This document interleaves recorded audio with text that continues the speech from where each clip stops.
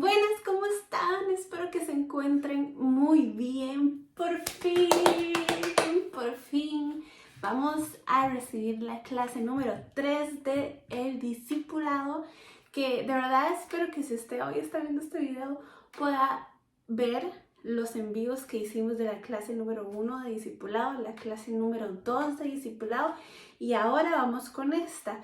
Voy a tratar de hacerlo, lo hice como tipo ya video y no en vivo para que fuera un poquitito más rápido y bueno, pues si se tienen que corregir cosas se corrigen y que, no sé, tal vez llama la atención más un video. Ustedes por ahí me pueden decir si no, si más bien prefieren que sí, que en vivos, porque ustedes pueden hacer preguntas, pero igual, si usted tiene una pregunta de la clase que vamos a ver el día de hoy, igual pueden escribir en los comentarios y yo en el siguiente video que vayamos a hacer de la clase número 4 le contestaría su pregunta, ¿de acuerdo? Entonces, vamos a comenzar. Señor, danos mucha sabiduría, conocimiento y gracias por tu palabra y por este libro que nos puede enseñar cómo ser un discípulo y entender cosas de la Biblia. En nombre de Jesús, amén. Vamos. Muy bien, la clase número 2, perdón. Sí, realmente es el capítulo número 2, pero es la clase número 3 de Discipulado. Pues porque está muy larga si yo las estoy dividiendo. ¿Ok? Va a hablar sobre el bautismo, básicamente, y la clase número 4 es donde ya voy a hablar y especificar como lo del Espíritu Santo. Vamos a ver qué significa circuncisión. Con ese tema es que comienza este libro a explicar. Y qué fue la circuncisión y todo eso. Dice, físicamente en el Antiguo Testamento Dios hizo un pacto, o sea, un acuerdo, ¿verdad? Con Abraham, el padre de la nación judía, de que él sería su Dios. A través de este pacto y la relación con esta nación, Dios se mostró como el único Dios verdadero, como una señal de acuerdo con este pacto. El pueblo judío circuncidaría a sus hijos 8 días después de cada vez que naciera. O sea, nacía un niño hoy y dentro de 8 días se hacía la circuncisión, que básicamente eso es remover una pielcita de la parte reproductiva del hombre. Ok, pero espiritualmente, ¿qué significaba esto? Y bueno, usted lo puede leer en Génesis 17, capítulo 17, del versículo 10 al 11. Básicamente, ¿qué significaba hacer esto? Espiritualmente hay un significado en este acto físico que se realizaba a los niños, ¿verdad? Que estaba, acuérdense, en la ley, en la parte de antes, cuando nosotros vivíamos bajo la ley. Ahora ya no estamos bajo la ley, estamos bajo la gracia. Y si alguno de ustedes quiere cumplir, y siempre me gusta decir esto, si alguno de ustedes quiere cumplir una ley de la Biblia, cúmplame más de las 600 leyes que hay. No podemos decir, ay, no, tenemos que guardar el sábado, tenemos que esto y lo otro. O sea, hay tantas leyes. Ahí está una ley que dice que hay que apedrear a las mujeres, que no sé qué. O sea, léalo, está en Deuteronomio 22. O sea, hay muchas leyes y a veces nos queremos meter en el rollo de las leyes, pero yo siempre le digo a la gente, si me quieres cumplir una ley, cúmplame todas. Y sabes, en la Biblia dice que nadie, hasta ahorita nadie ha podido cumplir la ley. Por eso tuvo que venir Jesús por nosotros. Eso es un paréntesis que estoy haciendo. Tuvo que venir Jesús y poder cumplir la ley. Él vino a cumplir la ley, ¿ok? Porque ningún humano lo pudo cumplir, ¿ok? La circuncisión también era un retrato de la eliminación de la carne, se llama glande, la parte que se eliminaban a los niños. O bueno, todavía en tiempo de los judíos creo que algunos lo siguen haciendo. O sea, dando a entender como que espiritualmente se elimina los malos deseos carnales, ¿verdad? Que necesita ser cortada en la vida de nosotros, ¿de acuerdo? De hecho, vean lo que dice el versículo de Deuteronomio capítulo 10, versículo 16. Dice, circuncida entonces tu corazón y no endurezca más tu cuello. ¿Ves? Muy bien, eso es por esa parte. Ahora vamos a ir a la parte del bautismo. Muy bien, vamos a ver qué es. Ok, físicamente, primero el bautismo funciona como un recordatorio visual de la obra de Dios en nuestro nombre. Cuando somos bajados al agua, significa que hay una muerte, o sea, una muerte nosotros en Cristo, y cuando nosotros vamos para arriba, somos levantados del agua, representa la resurrección de Cristo, ¿de acuerdo? De hecho, les voy a leer un versículo que dice en Romanos capítulo 6, versículo 3 al 4, dice: ¿O no sabéis que todos los que hemos sido bautizados en Cristo Jesús, hemos sido bautizados en su muerte? O sea, en lo que Jesús vino a hacer. Por lo tanto, hemos sido sepultados con Él a través del bautismo de la muerte. En el momento que usted y yo nos bautizamos, y te voy a decir, y creo que esa parte te lo tengo que decir varias veces, el bautismo representa, es una forma representativa, o sea, que yo tengo que hacer por obediencia a lo que dice la Biblia, ¿verdad? Y representa mi muerte carnal y que yo ahora vivo, o sea, una vida de resurrección, o sea, una vida en la que ahora quiero vivir como Cristo vivió. Que no vamos a ser perfectos, pero es nuestro trabajo intentarlo y ir proceso a proceso a la santidad, como dice la Biblia. Cristo resucitó de entre los muertos a través de la gloria del Padre, así también nosotros podemos caminar en una nueva vida. Ok, espiritualmente, ¿qué significa el bautismo? En segundo lugar, el bautismo muestra lo que nos sucede espiritualmente cuando creemos en Dios, ¿ok? Cuando somos bajados al agua, nos retrata otra vez, está repitiendo lo mismo, que morimos a nuestra antigua forma de pecar y forma de vida. Cuando somos levantados del agua, retrata nuestra realidad espiritual al nacer yo de nuevo en Cristo. El bautismo espiritual no tiene lugar por el Espíritu Santo, que tiene lugar por el Espíritu Santo, ocurre en el momento en que creemos. Entonces somos puestos instantáneamente en el cuerpo universal de Cristo, así como Cristo murió por nuestros pecados. Nosotros espiritualmente morimos a nuestros pecados, así como Cristo resucitó físicamente entre los muertos, nosotros somos resucitados espiritualmente vivos, como ya les estaba explicando. Ok, otra vez este libro se va a la parte de la circuncisión física, que explicando ahora que por qué ya no es necesario.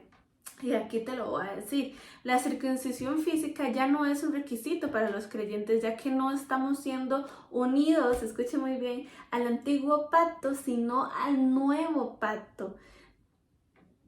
Espero que entendamos esto. O sea, ya nosotros no estamos con el antiguo pacto, o sea, la ley, el pacto que se le había dado a Abraham. Ahora estamos con un pacto nuevo que Jesús vino a enseñarnos.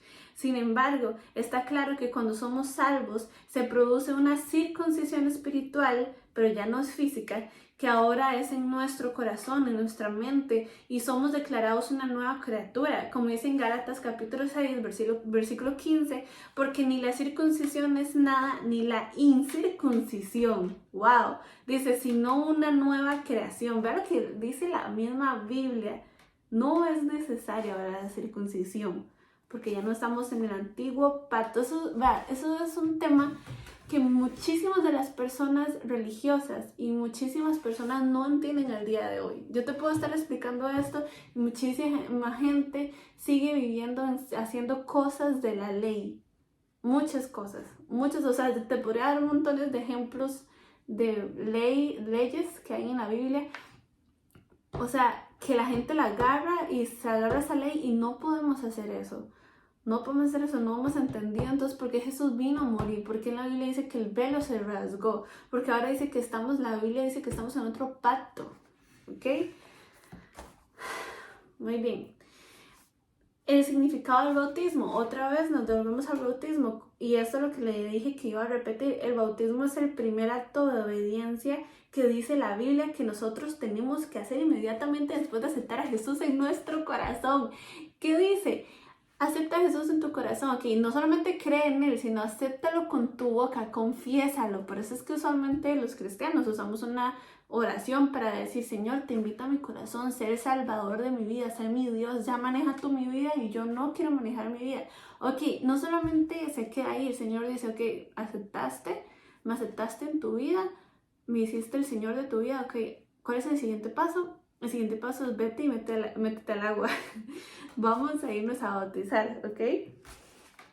Muy bien. También hay algo interesante aquí, la historia de Lucas 23 del versículo 40 al 43. ¿Se acuerdan cuando Lucas dice, pero al otro lado estaba, digamos, el ladrón que estaba en la cruz y que respondió y reprendiéndolo le dijo, o sea, cuando estaban hablando los dos ladrones, ni siquiera temes a Dios ya que estás bajo la misma sentencia de condenación y de hecho estamos sufriendo justamente porque estamos recibiendo lo que merecemos por nuestras obras. Pero este hombre que no ha hecho nada malo y él estaba diciendo, Jesús, acuérdate de mí cuando vengas a tu reino. ¿Se acuerdan de esa parte? En el versículo 43 y él dijo, en verdad les digo, 2 puntos, hoy estarás conmigo en el paraíso. Obviamente el ladrón no tuvo tiempo para ser bautizado ese día, en ese momento, pero sin embargo Jesús le está prometiendo que ese hombre, aún no siendo bautizado, iba a estar con Jesús en el cielo, porque Jesús no es una persona que simplemente ya no estamos en el tiempo de la ley, sino estamos en el tiempo de la gracia. El Señor, o sea, muchas personas piensan que no se bautizó, no va al cielo. No, es en estos casos, el Señor, acuérdense que siempre les digo, Dios conoce nuestro corazón. Dios conoce nuestro corazón. Dios no es un Dios, esto. No, sino que Él conoce tu corazón, Él examina tu corazón y de la abundancia del corazón y de las obras y todo eso, el Señor se da cuenta de lo que realmente nosotros somos. Y ahí en ese momento el ladrón le estaba diciendo, Señor, acuérdate de mí, o sea, como se estaba como arrepintiendo. ¿Ok? Ahora, algunos detalles del bautismo. Para los creyentes, o sea, el bautismo es para los creyentes y no para los bebés. En ninguna parte de la Biblia se dice que se tolera el bautismo infantil. La salvación siempre ha sido por fe. Aquellos que mueren antes de tener un tipo de responsabilidad van a ir al cielo. O sea, aquí están hablando los niños. Los niños, hay una edad, hay una etapa donde ya empiezan a tener responsabilidades, donde empiezan a tener, entender las cosas y un poquito más de esas cosas. Entonces ahora sí pueden tomar la decisión que yo voluntariamente quiero, ¿verdad?, a bautizarme, que la gente note públicamente que amo a Cristo, que ahora le quiero vivir para Él. Aquellos que mueren antes de tener un tipo de responsabilidad van al cielo, por eso este libro dice eso. Algunos han usado el pasaje sobre el carcelero de Filipos, que está en la Biblia, para decir que el bautismo infantil, o sea, asumiendo que la fe del carcelero cubría a sus hijos, pero no es así, ya que así como toda su familia es como fue salva. Pero eso está en el libro de Hechos, capítulo 16, versículo 30 al 33, que dice, y después de sacarlos, dijo, señores, ¿qué debo hacer para ser salvo? Y ellos dijeron, cree en el Señor Jesús y seréis salvos, vosotros y vuestra familia. ¿Sí qué? Si creen, ¿verdad?, en el Señor Jesucristo. ¿Dónde me quedé? Y le hablaron la palabra del Señor junto con toda su casa. Y los tomó esa misma hora de la noche y se regocijaron mucho por haber creído en Dios con toda su familia. El versículo 34 deja en claro que toda la familia creía. Para creer que no puedes ser un bebé. Para poder creer necesitas, o sea, ser un poquito más grandecito, ¿ok? Muy bien, vamos a ver un poquito la naturaleza de Dios para en la próxima clase meternos a lo que ya explicar específicamente lo que es el Espíritu Santo. Aquí vamos a meternos un poquitito, ¿saben? Primero, Dios es un Dios trino y esta palabra sí fue inventada por un monje, creo que es de la Iglesia Católica. Ellos literalmente dieron esta palabra, Trinidad, pero ellos no inventaron lo que significa el contexto de Trinidad. ¿Sí me explico? Porque puede ser que las personas católicas piensen que la Iglesia Católica creó la Trinidad, o sea, ¿sí me explico? La esencia, lo que es. Sí que ellos le pusieron ese nombre y muy bien, excelente. Dios puede usar a cualquier persona para muchas cosas, pero la Trinidad ya está en la Biblia, no con esa palabra, mucho cuidado, obviamente no es con esa palabra, pero en la esencia, lo que significa Trinidad está en la Biblia y está súper claro. Y no hay que ponerse a hacer pleitos por esto. Simplemente está en la Biblia la esencia. Y lo más importante no es cómo yo me llamo, sino qué es lo que yo soy. ¿Quién es Alejandra? O sea, Alejandra me lo puso mis papás, pero ¿es más importante mi nombre o lo que yo soy, mi esencia? ¿Sí me explico? Es lo mismo. Entonces, la Trinidad, que muchas personas tienen también algunas dudas y problemas con esta palabra, acuérdense que es el Padre, el Hijo y el Espíritu Santo. No son tres dioses, son tres personas que son uno. Ahorita les voy a dar un ejemplo de algo que siempre me gusta decir y poner, por si usted es una persona que está viendo este video por primera vez, me gusta siempre hacer este ejemplo. Pero primero el Padre. Por decir primero el Padre, no estoy diciendo que el Espíritu Santo es menos que el Padre o que Jesús es menos que el Padre. Los tres son Dios y los tres son personas, o sea, ya les voy a explicar muy bien. Cuando hablamos de Dios, aquí lo dice, Él se revela como el Padre, el Hijo y el Espíritu Santo, ¿ves? Se revela como. Son tres personas diferentes, pero no son tres personalidades diferentes, son tres personas diferentes, pero son el mismo. No hay ningún ejemplo que lo describa claramente como este que les voy a dar del agua. El agua, en la escuela nos enseñan en primaria que el agua tiene tres estados, sólido, líquido y gaseoso. Químicamente usted le hace un estudio al agua para ver cuáles son sus químicos y el agua tiene H2O.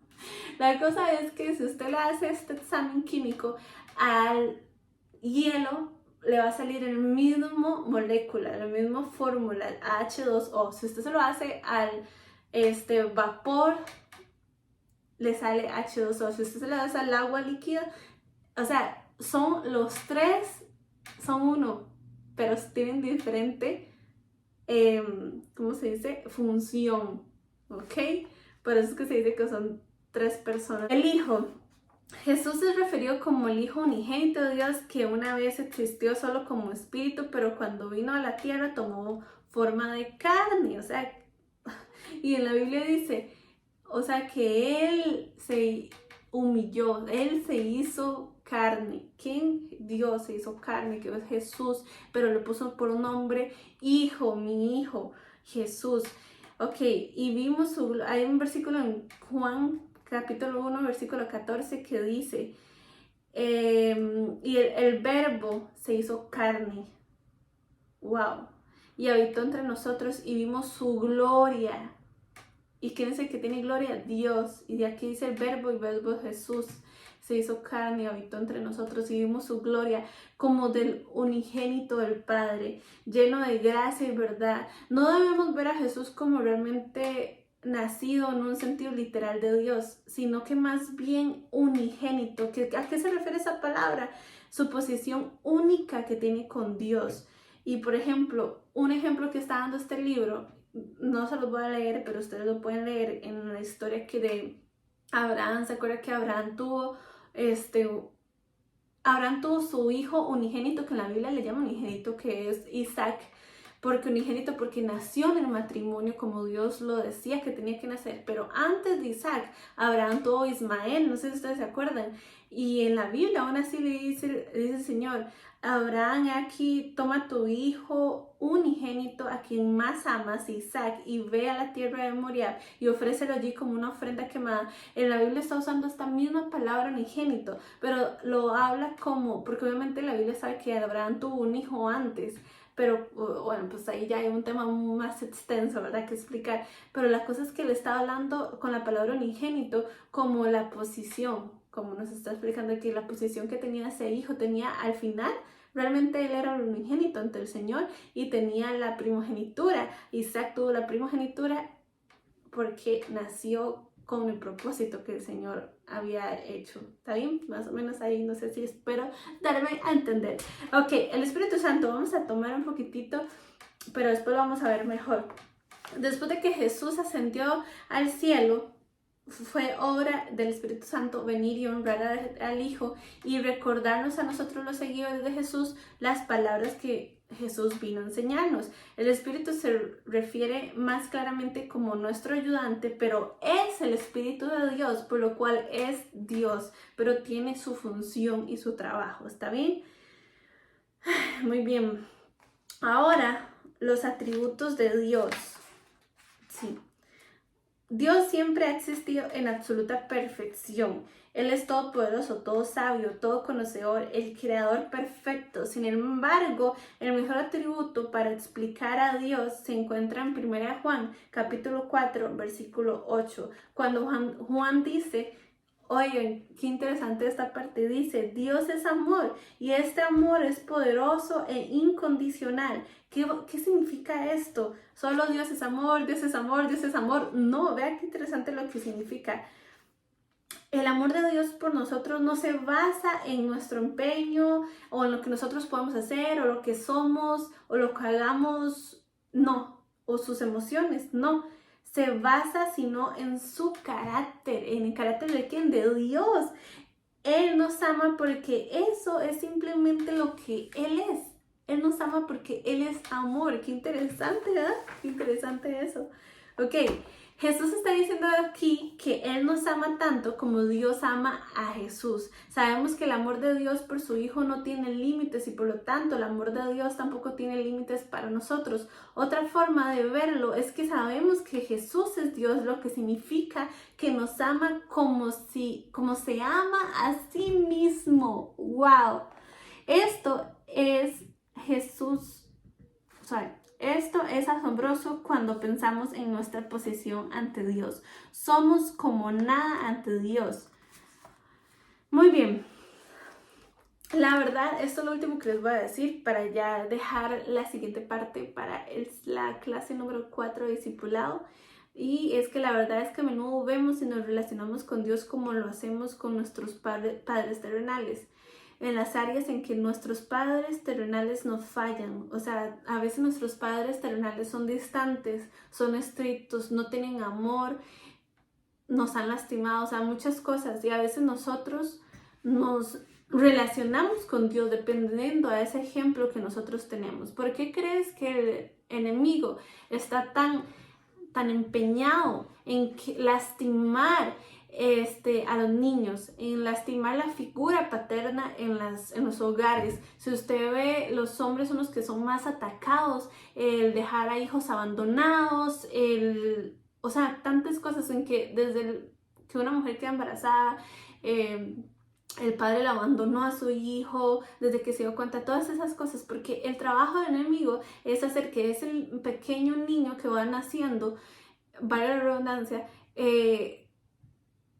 vaya creciendo con una carencia de lo que realmente significa la palabra papá. Y si tiene esa carencia o esa dificultad de un padre terrenal no entender su trabajo, que no lo hizo bien, entonces le va a costar en algún futuro llegar a poder tener una buena relación con Dios, porque ya como está dañada su relación terrenal de un padre, entonces le va a costar mentalmente y espiritualmente entender la relación espiritual del padre. No es imposible, porque el Señor siempre lo hace, porque Dios es bueno y Dios está ahí para llenar todos nuestros vacíos, pero ese es el trabajo del enemigo, de poder ver, no poder entender bien ese amor de Dios y que nos cueste el trabajo llegar a ver a Dios como un padre bueno y una relación sana. De proyectar esa imagen a Dios, dice aquí, es a través de la meditación en la palabra de Dios y poniendo nuestra creencia en Dios en línea con las escrituras, que entonces somos capaces de amar verdaderamente a Dios de una manera más profunda. Siempre me gusta mucho, vamos a dejarlo aquí, explicar ese tema, porque yo sí tuve un padre bueno, terrenal bueno, y creo yo que mi relación con Dios, para ir concluyendo este video, con Dios se me hace muy fácil. Toda mi vida se me ha hecho muy fácil. Si alguien me hace algo, nunca he tenido como amigas, y se los he dicho varias veces, nunca he tenido como, no sé, la necesidad tampoco de estar con alguien, literalmente, como de estar buscando hombres, todo eso.